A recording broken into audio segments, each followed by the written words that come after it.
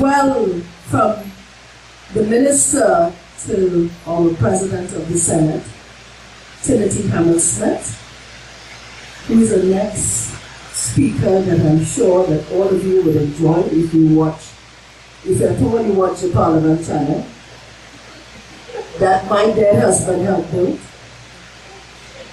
Anyway, Parliament channel, yeah.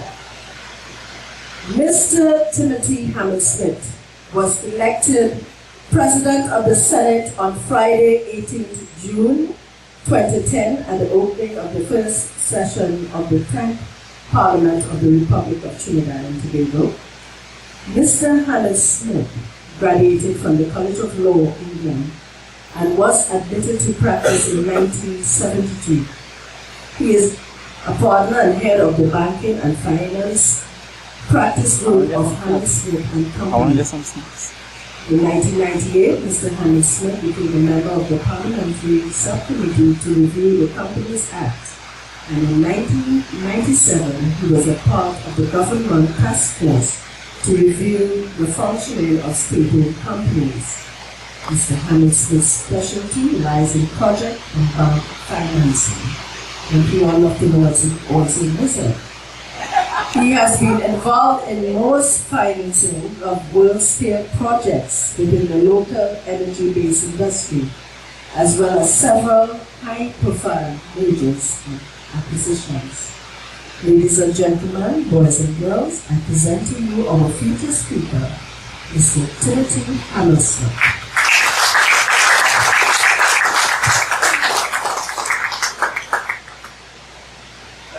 Thank you, Master Ceremonies. It was very wonderful of you to introduce you, Ms. Captain Mackenzie. And of course, all protocols have been on and observed, and don't intend to repeat them. I give credit to the Minister for having done so. And just to want to welcome you, ladies and gentlemen. It's simply my honor and privilege to deliver a feature address commemorating the 23rd birthday anniversary of the Chaguaramas Military History and Aerospace Museum.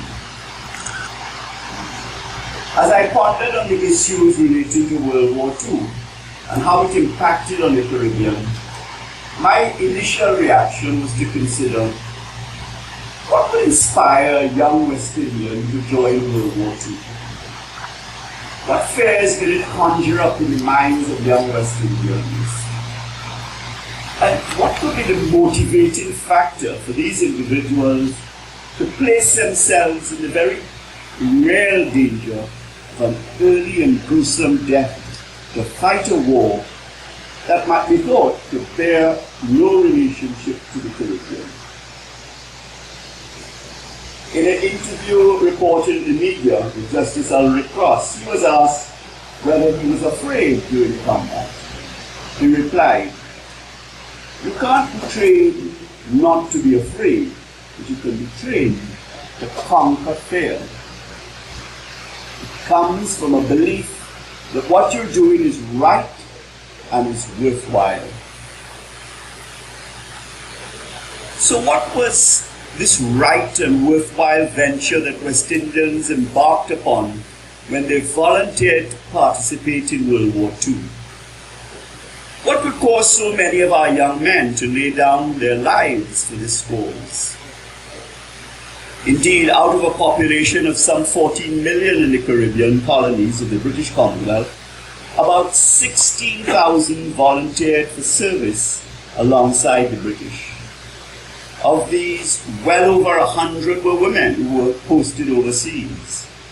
80 chose the Women's Auxiliary Air Force for their contribution, while around 30 of the women joined the Auxiliary Territorial Service.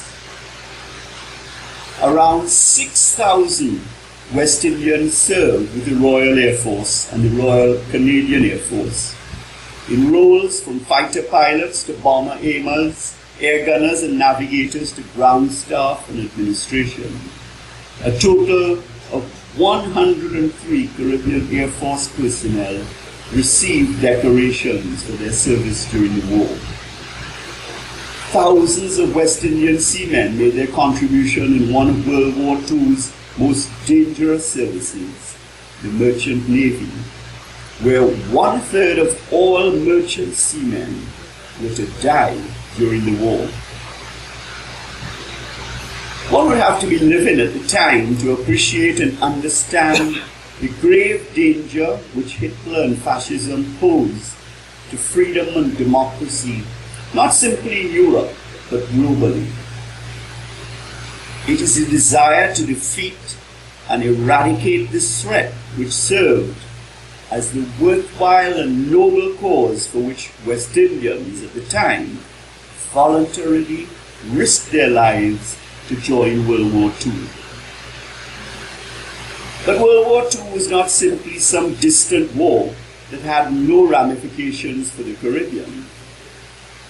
The Caribbean and southern North Atlantic regions, which saw little action in the Great War, were to be a major theater of naval warfare during World War II, because of the oil and bauxite the region produced and refined in order to keep a motorized war moving.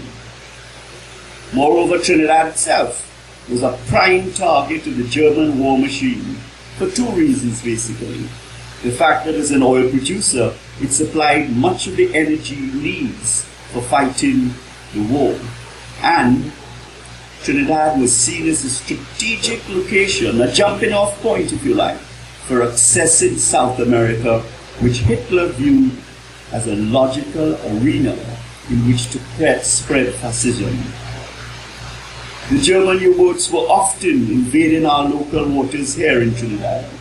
And indeed, the story is told that 2 German sailors were arrested near the Roxy Cinema in Port of Spain. Indeed, the way I heard the story, the sailors actually had movie tickets in their pockets. But West Indians did not simply participate in the war. Many of them excelled and distinguished themselves in their gallant efforts in the battle against the enemy. One such distinguished flyer was Squadron Leader Ulrich Cross, DFC, DSO, from Trinidad, who flew 18 missions as navigator of a Mosquito fighter, and who was a model for the black character Squadron Leader Charles Ford in Ken Follett's novel, The Hornet Flight.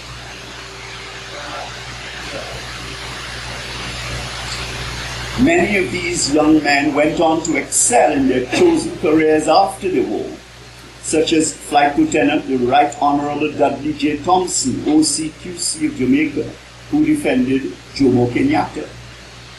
Flying Officer Errol Walton Barrow, who became the Prime Minister of Barbados.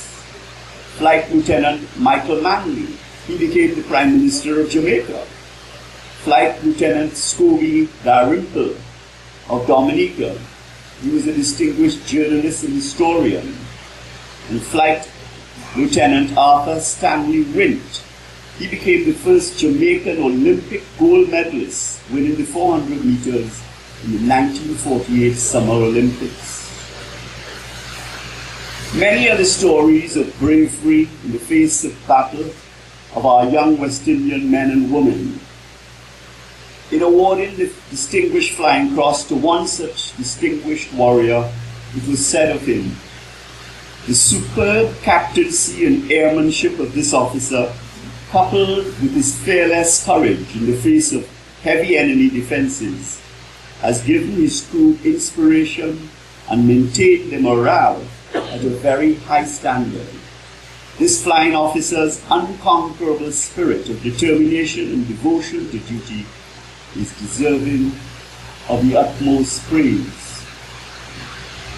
In his recent book, Captain Esmond Farfar, in talking about the horrors of war and consequences of loss of life, says at page 101 of that book,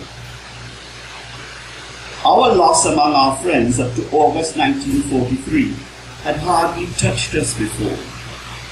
They now began to count. It was true that we had left home to fight a war and knew it. But now we, were about to enter the lists ourselves. So far, I had lived for life and never thought about tomorrow. It was only as friends died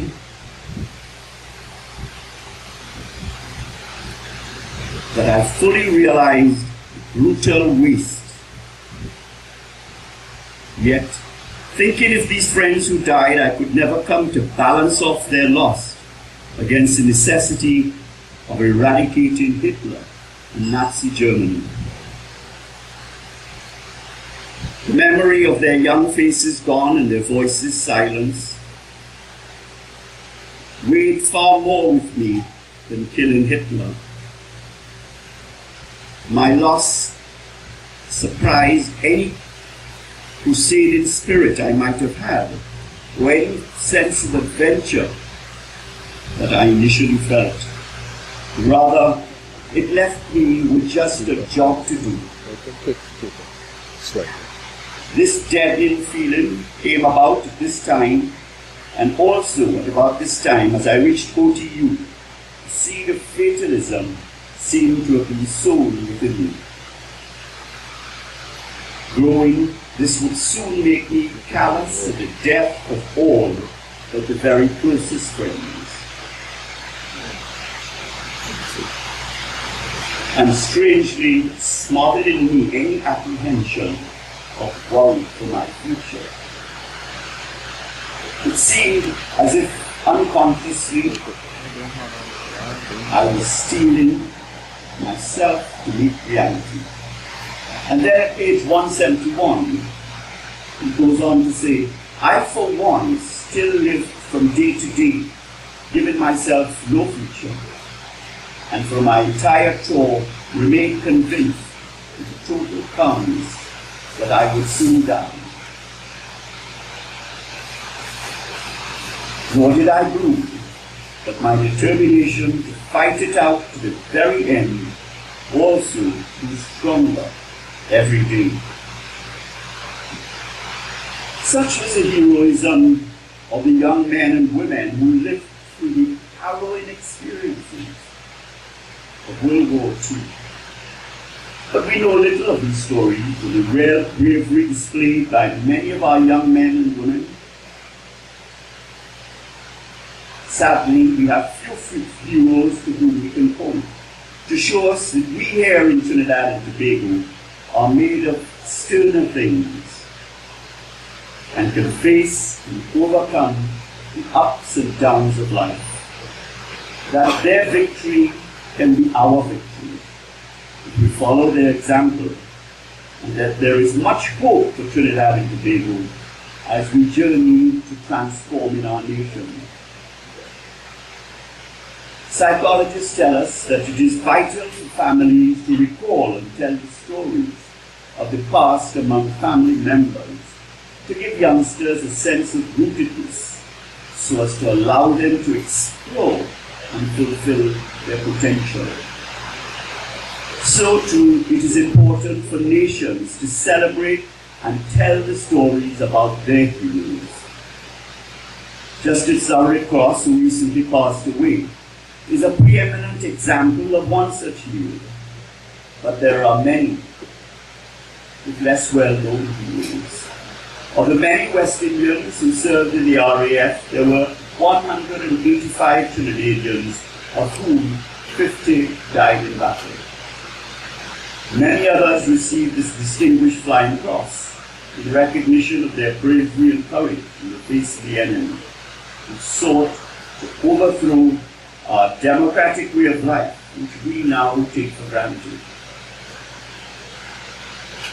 As we talk about heroes prevailing over the threat to our democracy, this brings to my mind 1990, when our own democracy was under assault by a group of fanatics storming the parliament and holding the parliamentarians to hostage. In that setting, the Muslim leader in the Red House demanded that the Prime Minister instruct the regiment to withdraw and lay down their guns because the government had fallen. Who can forget Prime Minister Robinson's Clarion Call? These are murderers and torturers, attacked with full force. As a result of this, he was shot in the leg by a young insurrectionist. And instead of hailing him as a hero, there were those among us who held him up to scorn and berated him. Is it mere coincidence that with the Muslims being free from all their consequences of their treacherous acts, there was an upsurge in crime in Trinidad, which is now spiraling out of control? I believe that one can trace the roots of the discipline and lawlessness in our society to the 1990s levels. Then, in 1992, one man, Lieutenant Commander Hamel Smith, recognizing the failure to acknowledge our heroes, began the journey towards the building of this military museum to honor our history and the heroes of our past. It is this power of one to turn back the tide which we must recognize and encourage. It cannot be that we forget the mistakes of our past.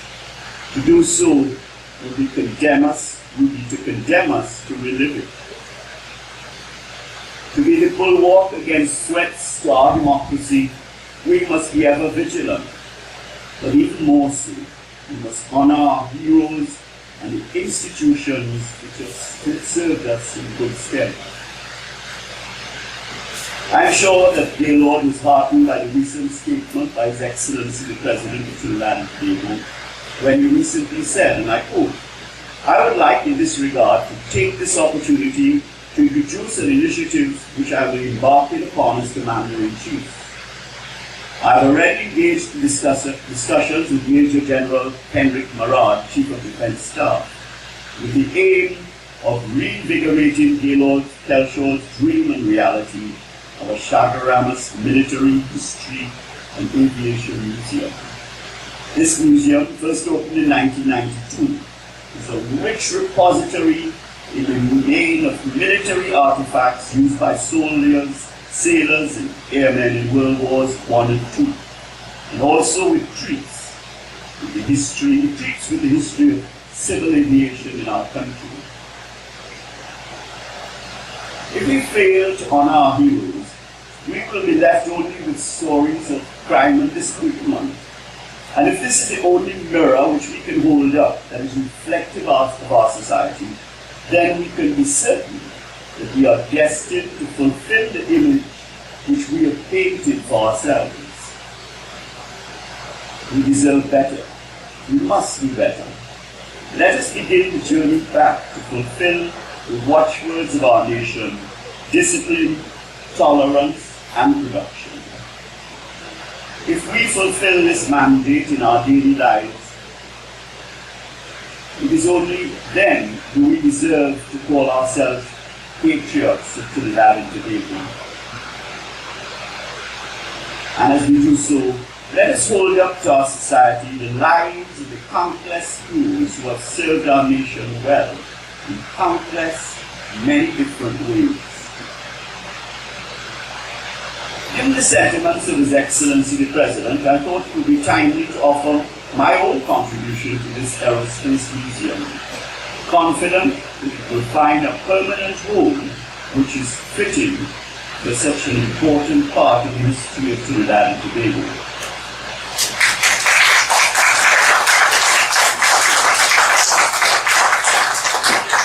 My uncle, Tony Hamel Smith, was also a volunteer in the RAF during World War II and was awarded the Distinguished Flying Cross for outstanding bravery.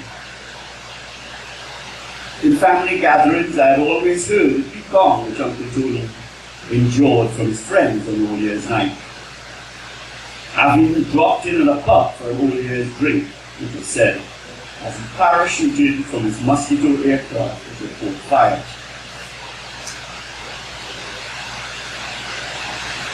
About 4 years ago, I got a call from Justice Ulrich Cross, who told me wanted to come over to have a chat with me at my offices, which was just next door to his residence. Lo and behold, he produced a box of parts of the Mosquito aircraft, the DZ-589, which crash-landed in Benwick, Cambridgeshire, after my uncle had bailed out into the village park. Justice Cross had been asked by the RAF to hand it over to me in memory of Tony's exploits. Apparently, the remains of the aircraft had been located during the recent excavations in the Benwick area. And so, to give Lord, I have here, not the whole aircraft, but the car service.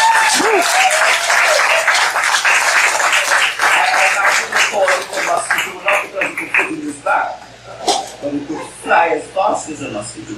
So in ending, may I just, God bless you, dear Lord, in all of your endeavors, and ask that the Almighty God bless our mission. Thank you.